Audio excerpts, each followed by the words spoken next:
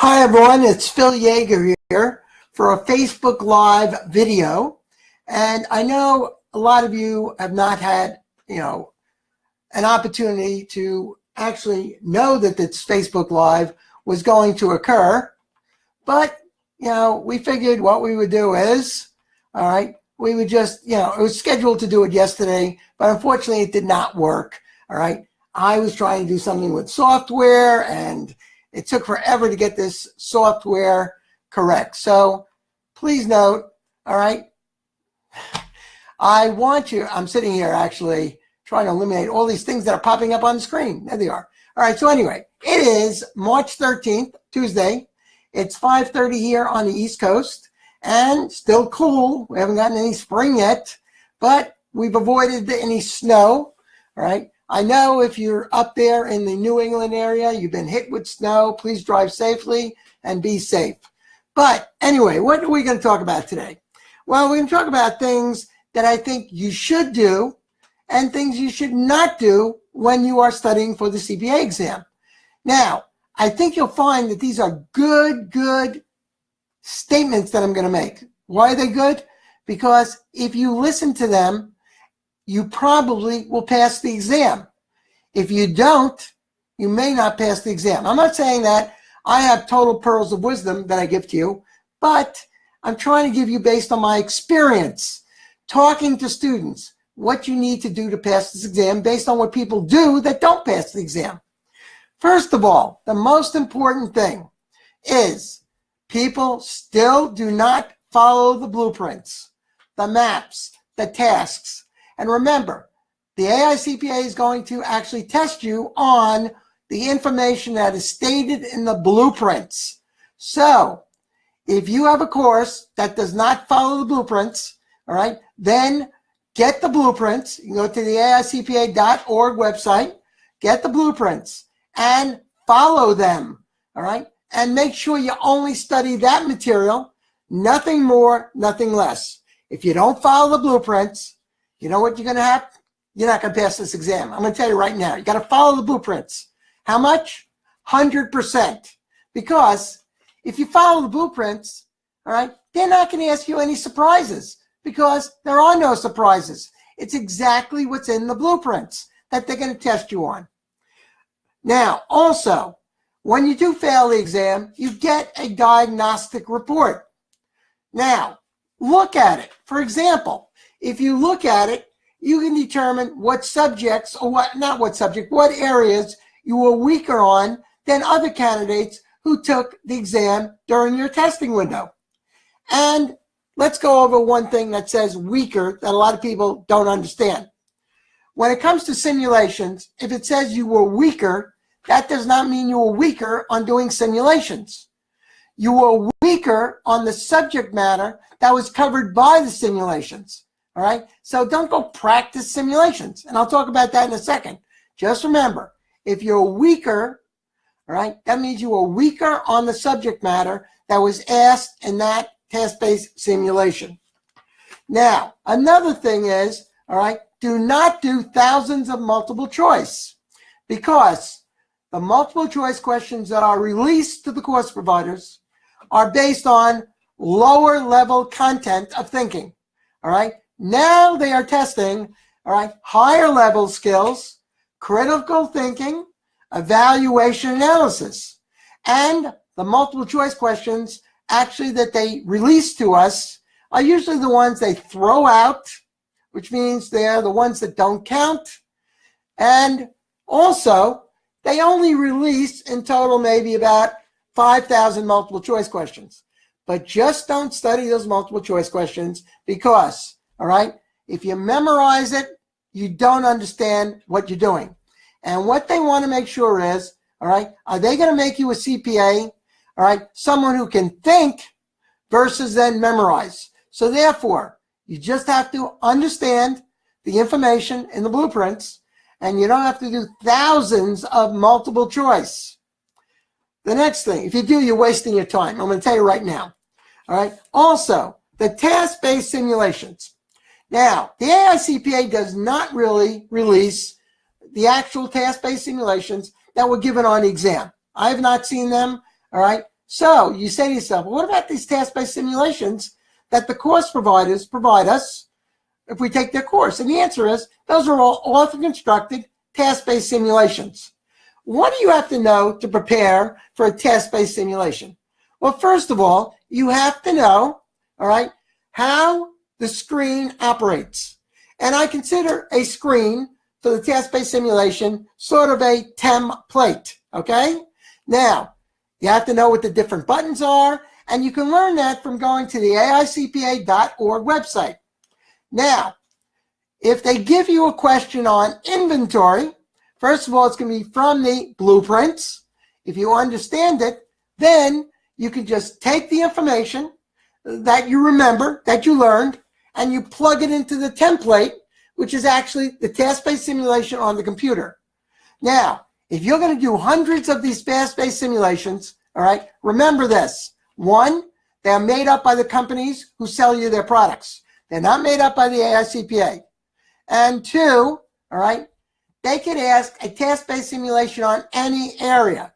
So if someone shows you 100 different task-based simulations, all right, how did they know what they're going to ask you on the exam? All right, they're taking a guess, just like you might guess, but you don't want to guess what's on the exam?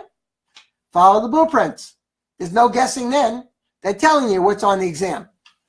All right, and don't study from many different courses. All right, I'm aware of people, all right, they have, XYZ CPA review course. They have ABC, and then they have the Yaeger CPA, all right? And what they do is they do a little of this, a little of that, all right?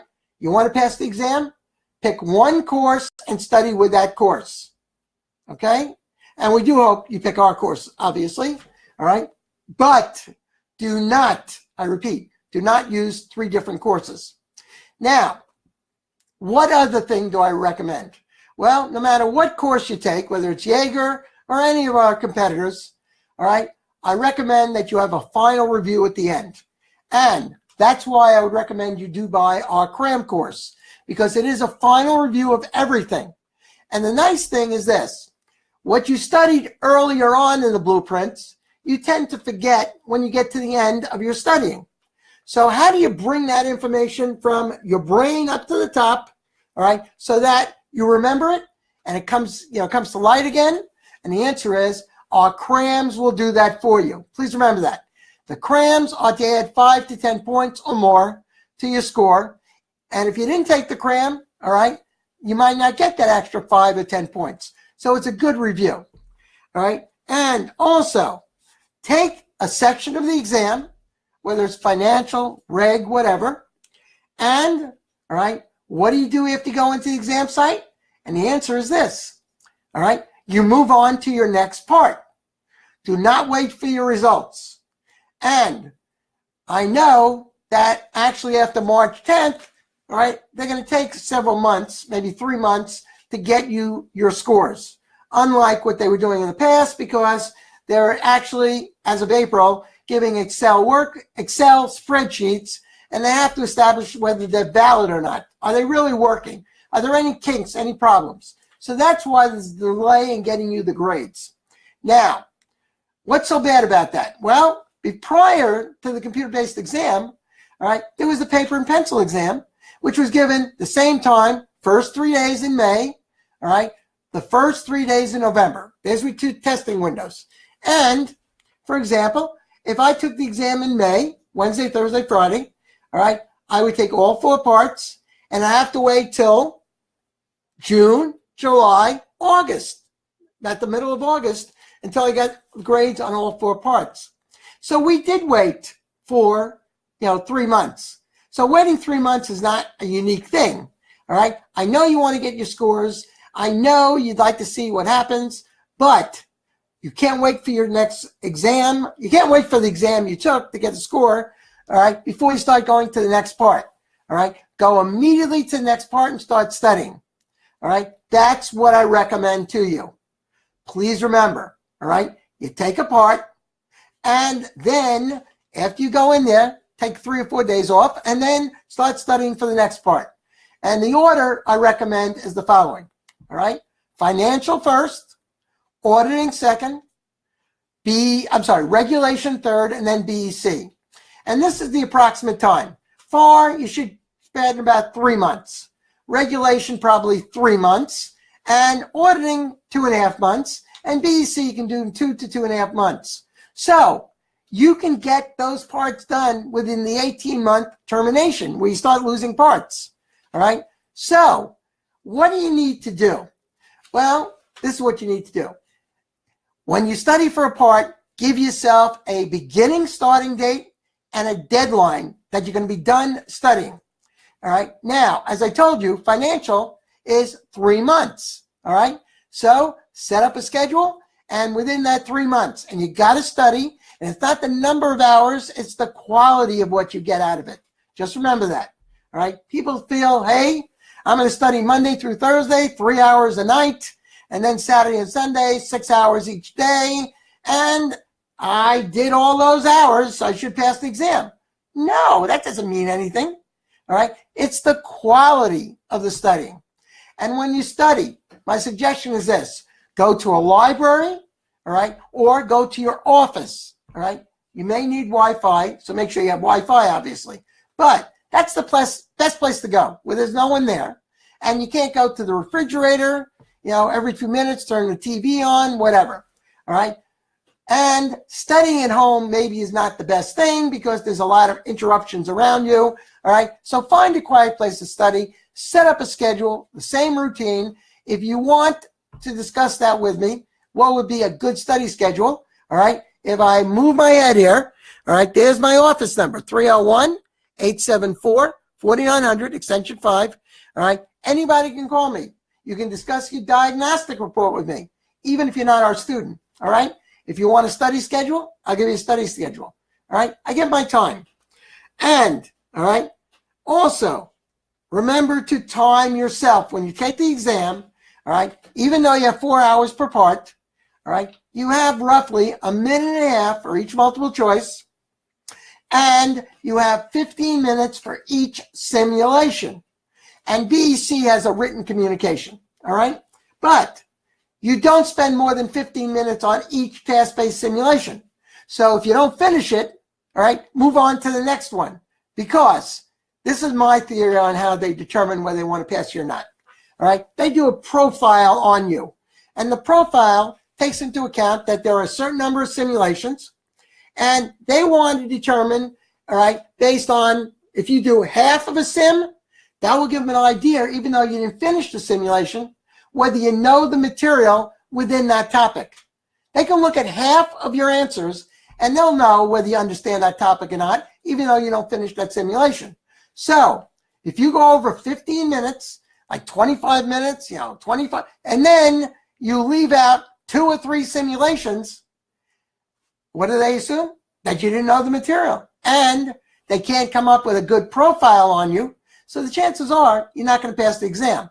So remember, you don't have to do the complete question to get a passing score on this exam, but you have to do each simulation, at least some of it from each simulation. How much? I don't know, but you have to do that. And certain areas, obviously, they will fail you no matter what. Example would be on regulation. If you do weaker on professional responsibilities, all right, the feeling is you're not ethical. They're not going to make you a CPA. Also on regulation, all right, if people are weaker on entities, a lot of times they end up with a 71 or a 70 or a 73, all right? Entities gives people a lot of trouble. Now in financial accounting, all right, believe it or not, governmental and not-for-profit give people trouble. Why? Because they have not had a course in college on that. So, make sure you have a course that teaches you that material if you've never had it. And even if you had it, make sure they teach it to you no matter what. All right. And then what else do I want to say? All right. Oh, one more thing. On the financial accounting, the auditing, and the regulation, there is a research, portion of the exam. All right. The regulation asks you research on the Internal Revenue Code. All right. And obviously the financial on the General Accepted Accounting Principles and the auditing on the General Accepted Auditing Standards. But please remember, those little research things are not worth that much. They are not worth that much. So if you don't get it within 3 to 4 minutes, all right, then skip it, okay? All right, don't get bogged down. Let that suck you into 15, 20 minutes. You won't have enough time to do the other simulations and questions, all right? I'm going to tell you, I've never met anybody who has failed the exam who could not do the research portion of a particular part of the exam.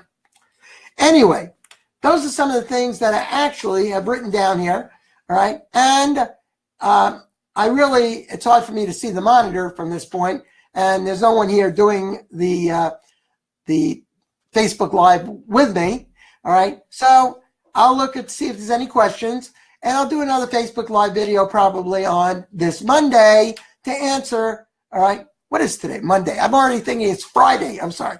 It's only Tuesday, all right? So I'll do a Facebook video either tomorrow or Thursday, all right? And if there's questions, I'll answer those questions. If you have questions after you watch this, when it's actually archived, if you want to call it that, please send in your questions, all right? And my email is Phil, P-H-I-L, all right? Let me put it on here. All right, here's my email. You're welcome to send me questions. It's phil.yaeger@aol.com, all right? You have a question, you want to talk to me, all right? That's where you can reach me, okay? All right? So anyway, I hope you got something out of this. I hope I gave you some good tips, all right? And start studying again, all right? Got to keep studying. Got to keep moving on, all right? If you didn't pass last time, all right, yes, it's very depressing. You're going to spend time feeling bad, all right? And in a lot of cases, you'll blame the course, okay? It's always the course's fault, right? No, all right? You can't blame the course. If the course is any good, they give you what you need to study. Now, if you don't study it right, all right, that's the candidate's fault, all right? But if you follow the blueprints and you know what's in the blueprints, you will pass this exam. I promise you, but you have to know what's in the blueprints. So if you failed, it's now time to move on, all right? And this is what I would do. Determine whether you want to, first of all, if you took the exam, financial accounting, you don't know how you did. And by the way, most people think they fail.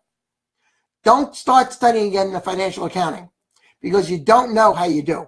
All right, go on to the next part, whether it's auditing, could be regulation, it doesn't make a difference. But go on to the next part, all right? Don't go over and study that same part again, all right? Because everyone is always negative. They come out and they say, I failed that part. No doubt about it. I don't know too many people come out and say, hey, that was easy, piece of cake, all right? Hey, 80, 90, 75 minimum, okay? No, it doesn't happen.